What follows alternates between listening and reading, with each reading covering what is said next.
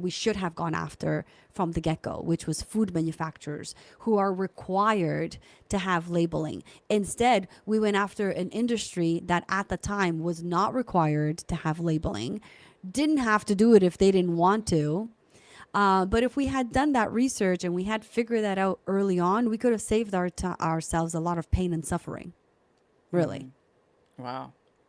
And you you were part of the leading team that made that shift. Well, once the original team, everybody left, I was the only one You're the left only one. over. Yeah.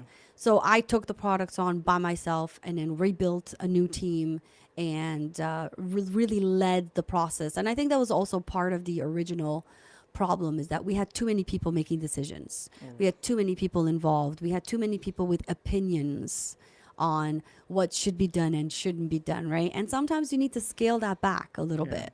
Yeah, I think that's what happened at Twitter, right? Or now called X. Elon Musk just took over, and he fired a lot of people. And I'm not very much into the details of it. I don't know very much the details of this, but I know the software works. It's there, Yeah.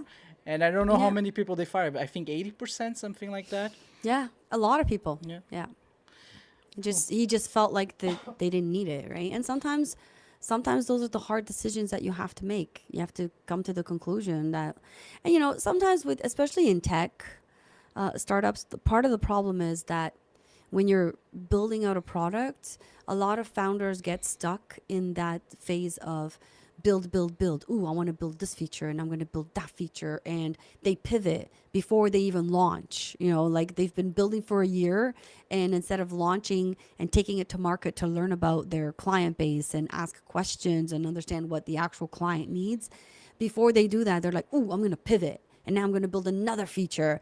And they get stuck in that cycle of building, and they never actually launch, and they're not getting the feedback that they require at those early stages, which is critical, right? So when I work with startups that are either stuck at that phase and don't know how to continue going ahead, or they're just starting out building their plan, that's one of the things I always tell entrepreneurs. Let's focus on building a plan that allows you to get an MVP, a minimal viable product, out to market fast, so that you can get the feedback from potential customers. If you're giving it away for free just to see what the market is like, get the feedback, talk to the clients that are signing up for it, or go talk to the person who canceled it, who used it for a day, and then why didn't they like it, why did they cancel.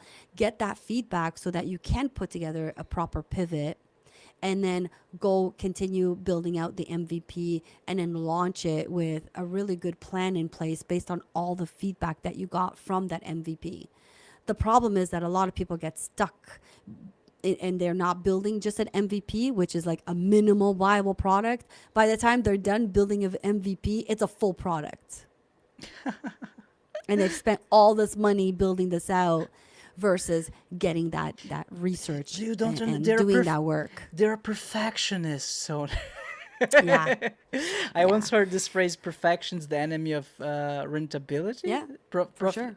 Yeah, and but I think I know why. But you correct me if I'm wrong. It's fun. It's the creation part, the coming up with random Oh idea. yeah. It's the fun part, right? Super fun, for sure. Okay. That's the fun part of entrepreneurship, is that you get to build stuff, right? Whatever it is that you're building. But one thing that is really critical to remember is that, yeah, you're building stuff, but you're building it to make money. So there's a business component to it that you can't forget about, right? And a lot of people get stuck in that phase of the passion about building, and how they can change people's lives with this product or this technology, which is great, but there's still a business that has to be built out.